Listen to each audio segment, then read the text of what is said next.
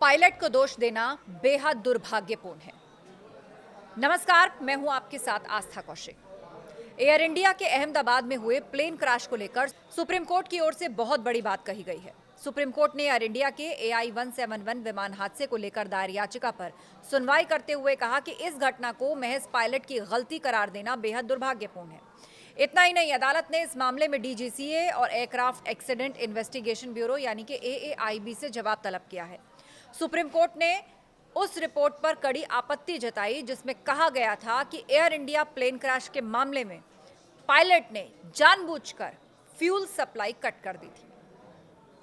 सुनवाई के दौरान जस्टिस सूर्यकांत ने ऐसे दावों को बहुत ही दुर्भाग्यपूर्ण और गैर जिम्मेदाराना बताया और इस मामले में याचिकाकर्ता के वकील प्रशांत भूषण ने कोर्ट में कहा कि एक रिपोर्ट प्रकाशित की थी जिसमें पायलटों को ही हादसे का दोषी ठहराया गया। उन्होंने बताया कि सूत्रों के हवाले से छपी ये रिपोर्ट आधिकारिक तौर पर सरकार को सौंपे जाने से पहले ही प्रकाशित हो गई थी और जिसके बाद पायलट की गलती की कहानी तेजी से फैली, जबकि पायलट बहुत ही अनुभवी थे।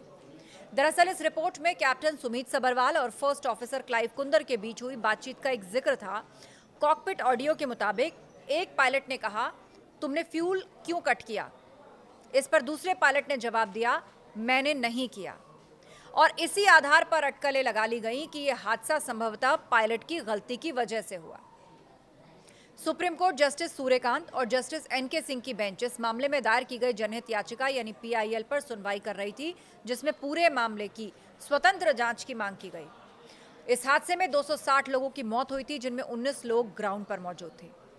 याचिकाकर्ताओं की ओर से पेश हुए प्रशांत भूषण ने कहा कि 12 जून को हुए एयर इंडिया हादसे को 100 दिन से ज्यादा वक्त हो चुका है, लेकिन अब तक सिर्फ प्रारंभिक जांच रिपोर्ट ही जारी की गई। भूषण ने यह भी कहा, आज तक कोई रिपोर्ट नहीं है, कोई गाइडलाइन नहीं है कि क्या हुआ। सभी यात्री जो बोइंग 787 में सफर कर रहे थे वो अब भी खतरे में हैं। उन्होंने ये भी कहा कि जांच टीम में 3 सदस्य DGCA के ही मौजूदा अधिकारी हैं, जबकि DGCA की भूमिका पर भी सवाल उठ रहे हैं। सुप्रीम कोर्ट बेंच ने हालांकि अटकलों से बचने की चेतावनी दी है। साथ ही सुप्रीम कोर्ट ने अब इस PIL पर नोटिस जारी करके DGCA से जवाब मांगा है।